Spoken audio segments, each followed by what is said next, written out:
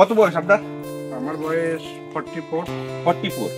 এই যে আমার কাছে ফলন, এত লাভজনক চাষ এই 44 বছর বয়স আপনি দেখেছেন কোন চাষ? 165 টাকা আমরা দাম নিয়ে থাকি।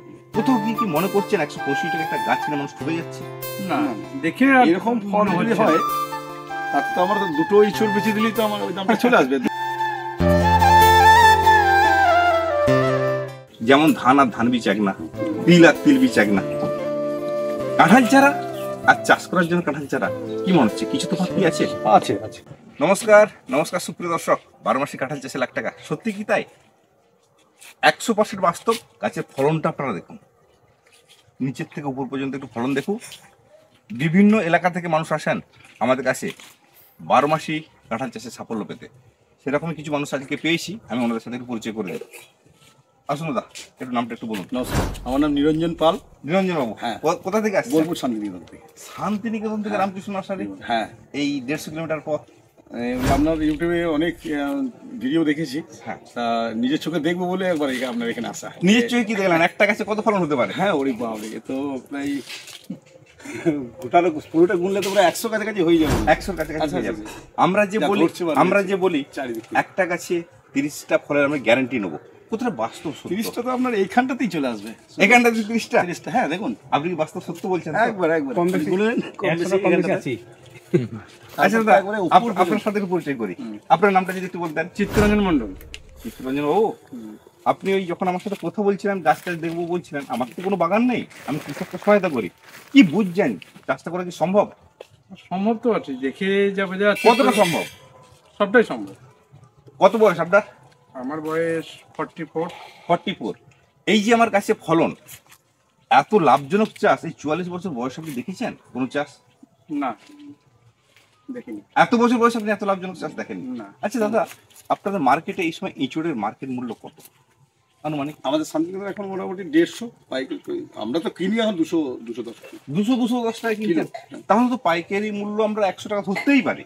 হ্যাঁ, 200 টাকা যদি আমাদের খুচরো হয়, 100 টাকা পাইকারি ধরতে পারে। আচ্ছা দাদা, একটা প্রশ্ন করব, একটা গাছে কতটা ফল লেগে আছে? প্রচুর ফল, প্রচুর। পরিমাণটা গুণে একটা আন্দাজ পিসে বলুন। পিসে মোটামুটি 100-র উপর। 100-র উপর। যদি একটা ফল 1 কেজি করে আমরা ওয়েট বলি তাহলে 1 কুইন্টাল। যদি 500 গ্রাম হয় 50 কেজি। তা যদি মার্কেট মূল্য আপনাদের কোথা দিয়ে যাচ্ছি যে 100 টাকা যদি মার্কেট মূল্য পাওয়া যায়, 50 কেজি ফল 5000 টাকা, এটা কি বাস্তব সত্য? গাছে যা আছে তাদের সত্য। আপনার চোখ বলছে সত্য? আমার চোখ বলছে সত্য। আপনি এই মুহূর্তে কতটা চাষ করতে চাইছেন? আমি এই মুহূর্তে 2 বিঘায়। 2 বিঘা চাষ করতে চাইছেন। আপনি কতটা চাষ আমার করতে 2.5 চাইছেন? বিঘে একটা বাকুড়ি জমি আছে, ওইটা দিয়ে রাস্তার গায়ে 2.5 বিঘা করতে চাইছেন। 2.5 বিঘে। হ্যাঁ, পরবর্তীকালে আরো বাড়াতে চাই। পরবর্তীকালে আরো একটু বাড়াতে যাচ্ছে। হ্যাঁ, আচ্ছা, যদি এত ফলন হয়, এতটা যদি লাভজনক হয়, মানুষ চাষ করতে চাইছে না কেন? চাষ করতে চাই না, সবাই হয়তো জানে না জিনিসটা, এটা হচ্ছে ব্যাপার। জানে না। হ্যাঁ, যে এই ধরনের গাছের এরকম ফল হয়।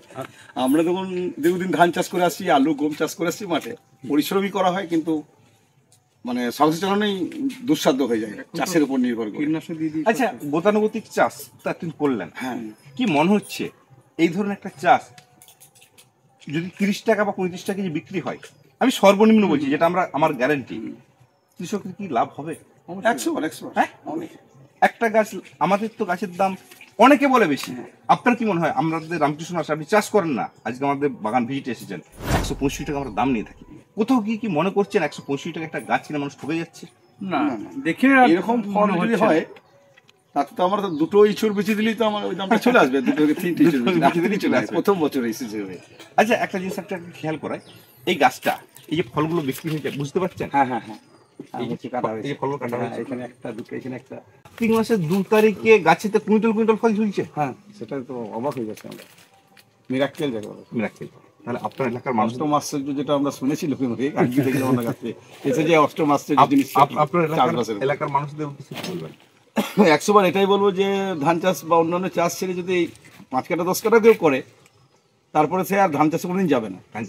আর আপনার এখানে এসে যদি একবার এরকম ফল থাকে, তাহলে তো সে অন্য চাষ যাবেই না। ধান আলু তুমি তো অনেক চাষ করলেন, অনেক চাষ করলেন, আপনি বলুন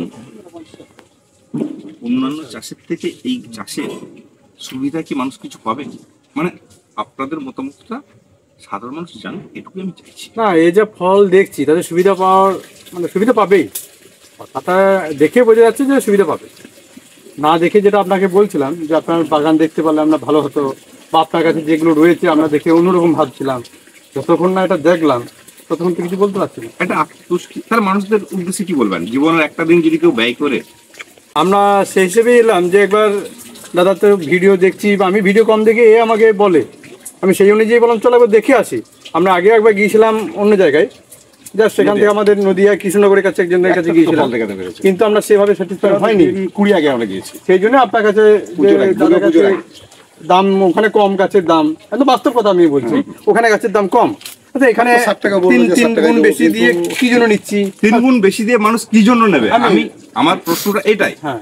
যেখানে মানুষ 50 টাকার গাছ পাওয়া যাবে, হ্যাঁ, সেখানে 165 টাকার গাছ 3 গুণ বেশি দিয়ে মানুষ নিলে কতটা ঠকছে? এটা আপনি বলুন, আপনি তো অন্য জায়গায় গাছ দেখেছেন। হ্যাঁ, অন্য জায়গায় গাছ দেখেছি, তাদের কাছে ফল এত ভালো ফল দেখতে পাইনি। এই একটা দুটো, ফল তো হচ্ছে, হ্যাঁ, হ্যাঁ, এত ওই ভালো 4টে পাইনি।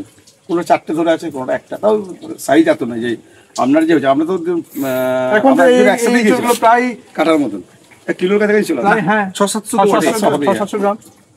আপনার একটা প্রশ্ন ছিল, হ্যাঁ, আমার গাছটা একবার ফল দেয় না 2বার দেয় না 3বার দেয়?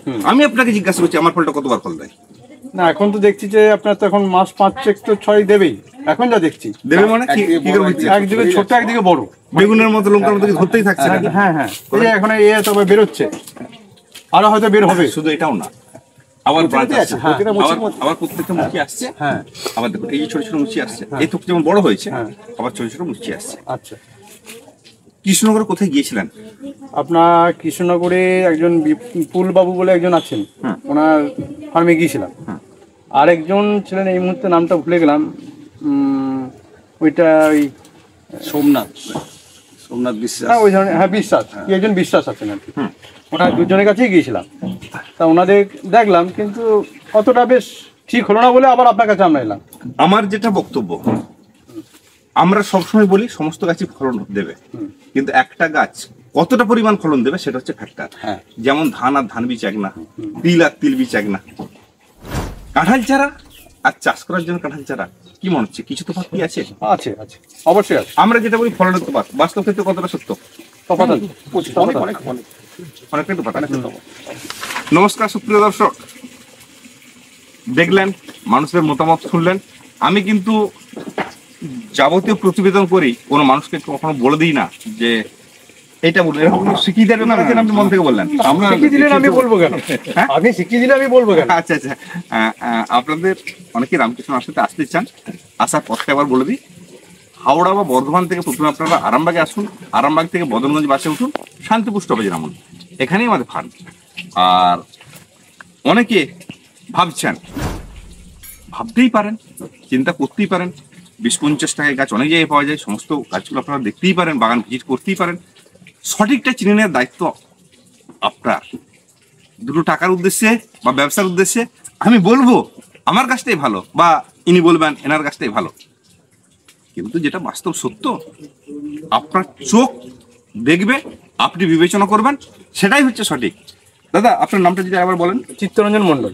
আচ্ছা চিত্তরঞ্জন বাবু, অনেকেই আপনার সাথে যোগাযোগ করতে পারে, আপনার এলাকার মানুষ, একটু ফোন নাম্বারটা কাইন্ডলি বলে দেবেন না, যাতে আপনার এলাকার মানুষ একটু জেনে নেবে যে হ্যাঁ গো চিত্তরঞ্জন বাবু ঠিক দেখেছেন তো, যদি একটু কাইন্ডলি বলে দেন।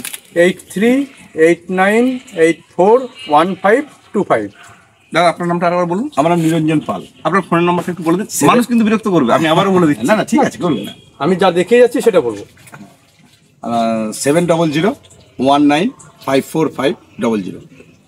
সুপ্রিয় দর্শক, দাদারা নিজের চোখে দেখেছেন, সেটাই বলেছেন। প্রয়োজনে ওনাদের সাথে এলাকার মানুষ যোগাযোগ করে নিতে পারেন, কেমন কি দেখলেন, বা সাক্ষাতে কথা বলতে পারেন, রামকৃষ্ণ আশ্রমে আসতে পারেন। আমার নিজস্ব কোনো বাগান নেই, আপনাদের বাগানগুলোই তো আমার বাগান। একটু সময় নিয়ে আসবেন 2-4 ঘন্টা, যদি কেউ বাগান ভিজিট করতে চান, এখান থেকে বাগানগুলো একটু ভিজিট আপনারা করতে পারেন, সে ব্যবস্থাটা আমরা করে দেবো। অবশ্যই কল করে আসবেন, মানে সব দিন থাকতে সময় পাই না, তো একটু কাইন্ডলি কল করে আসবেন, তাহলে আমি আপনার সাথে 2-10 মিনিট সময়টা কাটতে পারবো। নমস্কার, ভালো থাকবেন, দেখা হচ্ছে পরবর্তী কোনো প্রতিবেদনে।